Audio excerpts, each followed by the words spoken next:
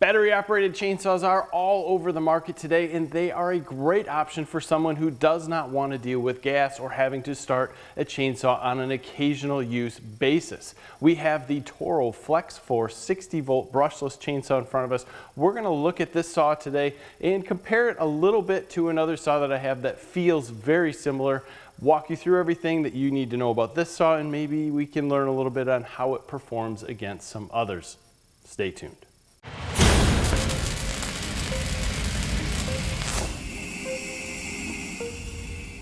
The Toro Flex-Force 60-volt 16-inch chainsaw is sold in a kit with a 2.5 amp hour battery for $279. If you already have a different tool, or you might have larger batteries and you didn't want to have the smaller battery, you can buy this tool alone for $219. Now, this is a fairly basic chainsaw that has a lot of the same features that you'll find on gas. You do have a more professional style chain tensioning system here with the tool that is in the back. This tool is flat and doesn't have a socket on the end, which is going to be different from what you're going to see from many gas purposes. But you basically slide that guy over, loosen the nuts, and then there's a chain tensioning screw that's in the middle. I like having the tool on board, no doubt, and this tool is definitely small, slides in the back, and I don't think it's going to be that easy to lose. I would have liked to have seen that in silver instead of black, because if you do drop it in the woods, silver would be a lot easier to see. This does have an electric chain brake. We're going to test this out because I think this also is going to have a mechanical chain brake on the kickback handle. You do have a handle that goes all the way around, so no matter how you're cutting, you can get some grip on the front. It is not rubber coated. It is just plastic with a few lines in it for extra grip. I like how this has the flip up oil container, especially for this cover. Sometimes you see them on more professional saws. I like that it's flipped down and out of the way. Somebody's going to tell me they're going to break that off and have a hard time getting in here, but I don't really think that's going to be the case. You see that on a lot of orange saws that are out there. As far as the trigger safety, if you're left-handed, you can kind of use your palm and push that safety in. It's not super sensitive, so if you just push it in a little bit, it will actually work. That's going to be great for lefties, and for right-handed people, you're just going to use your thumb and push it in. I like that.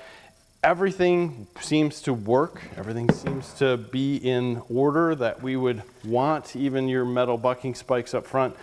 This saw is not going to be something that you're going to use, for a full day, unless you have the much larger batteries. Toro's saying we're going to get about 50-ish cuts off this battery, so we're going to test that out, see how close that we get to that, and we're going to compare this a little bit to another saw to see just basically what the performance is for you guys, not just a head-to-head, just a comparison for performance. So why don't we go out and get to cutting.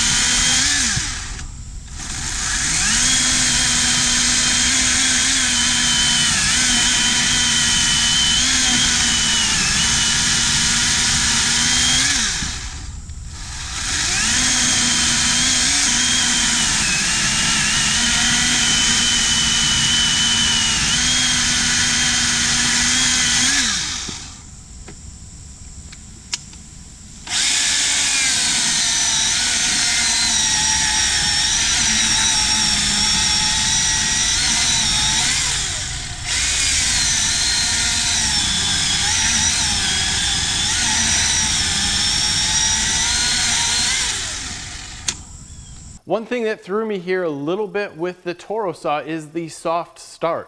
Now, the Toro saw is only one speed, so you pull the trigger, there's no variable speed with it, and when it starts up, it's slow and it ramps itself up. Very, very, very smooth start. It's not going to be intimidating to a new user, but you do want to keep that saw off the wood up until you get the chain running at full speed, then dive in. It worked well. In comparison, you could see that the Milwaukee did cut a little bit faster. I don't know that that's a huge deal, but I'm just giving you something to compare it to, as the Milwaukee is one of them that's out there that has a ton of videos on it. So if you're looking at battery operated chainsaws, I'm sure you looked at that saw. Feel-wise, both of these feel very, very similar. So let's go out and just test out that chain brake.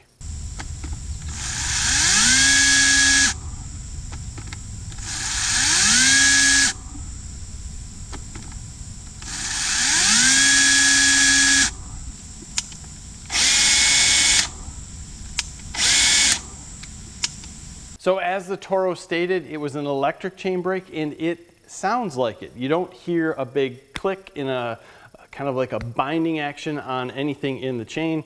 You just hear it turn off and it stop, and it does stop immediately. So it might be electric only for that chain brake. I don't see that as a big deal. It's nice. It doesn't feel like there's a mechanical one there, because anytime you're walking around with this saw, no matter what it is, just flip that chain brake on. You know at that point there's no way that this saw can turn on and cut you. I think that's a great practice to get used to. As far as on the Milwaukee, you hear a click.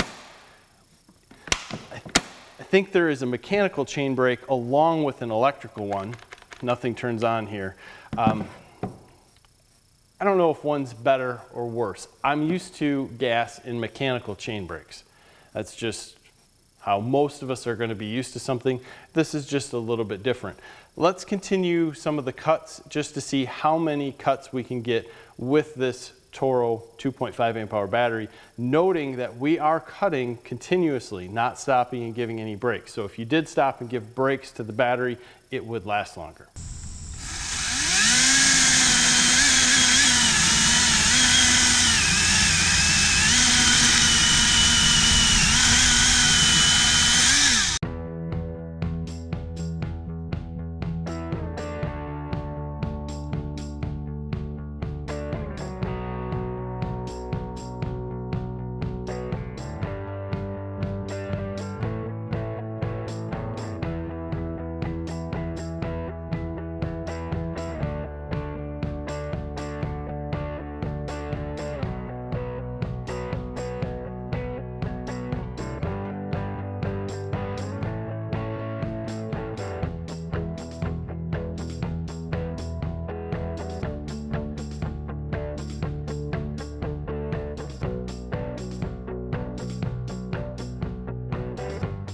So this tree that we are cutting is wet. We did cut it continuously, and it's 8 to 10 inches around depending on where in that stump we are cutting.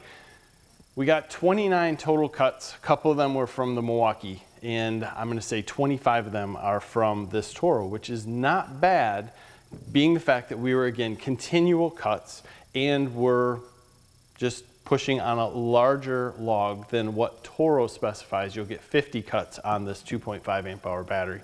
So for most people, if you're just cleaning up, that's going to be plenty, because you would probably get 5 to 6 more cuts out of this if you were to let it sit. And if you want to upgrade and you have more cutting to do, just get a larger Toro 60 volt battery and you're in business.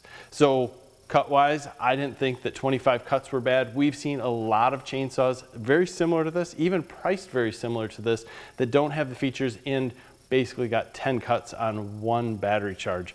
So I like it. I like what they have put together. I think it's pretty efficient for what they have, and they have a good power ratio to battery life ratio. I know that's always a balance, and you can up the power or up the runtime, but you can't usually get both. So I like where they're at in the middle. I think that's pretty good. Comfort wise, great. Feels really, really similar to the Milwaukee, which I like because that's really similar to a lot of the gas engines. As you have your handle a little bit further back, they give you room for the battery in between. Can't say anything bad about this unit. I'm not out here trying to bash stuff, but I'm always trying to let you guys know what you might look out for. The only thing it took me a minute to get used to was the slow start, and that is not a big deal. It might slow you down just a touch, and if you're new to chainsaws, it might be a little bit more of a comfort factor to you. I'm used to that gas. When you hit the trigger, she's revving and you're cutting. This, I just had to hit the trigger and back off a little bit. Something that I would like to see on it would be variable speed trigger, especially on this type of saw. Maybe a 14-inch would be a little more important to me, but I use these things hunting and I use them in different areas, and I don't always need the full speed. So I can just back that down if I'm just limbing around areas and not taking out a full tree. I don't think that makes that big of a difference here either. You know, overall, most of the chainsaws we've looked at will have to have the chain tensioned right off the bat. This one you can see is giving plenty of oil, and the chain does not need to be retensioned. That's great. That tells me that the oiler is working good. A lot of them are really light on oil these days, and I believe in lots of oil to keep that chain lubricated and keep it lasting a long time.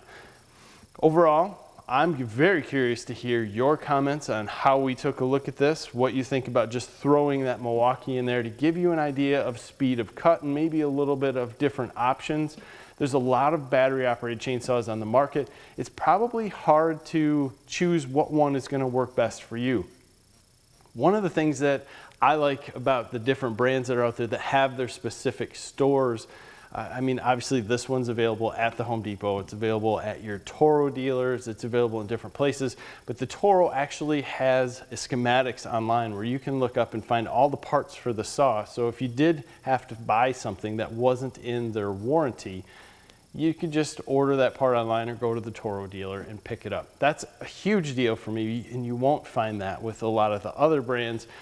They'll basically, if something goes, want you to buy a new saw or have to send it in to get repaired, which is a little bit different. I'm more of the I'll repair it myself and give me the part schematic type of guy. So this fits into what I really like. Again, comments below. If you haven't subscribed to the channel, I'd really appreciate that. Give me a thumbs up on this video. As always, we appreciate your time. Have a great day.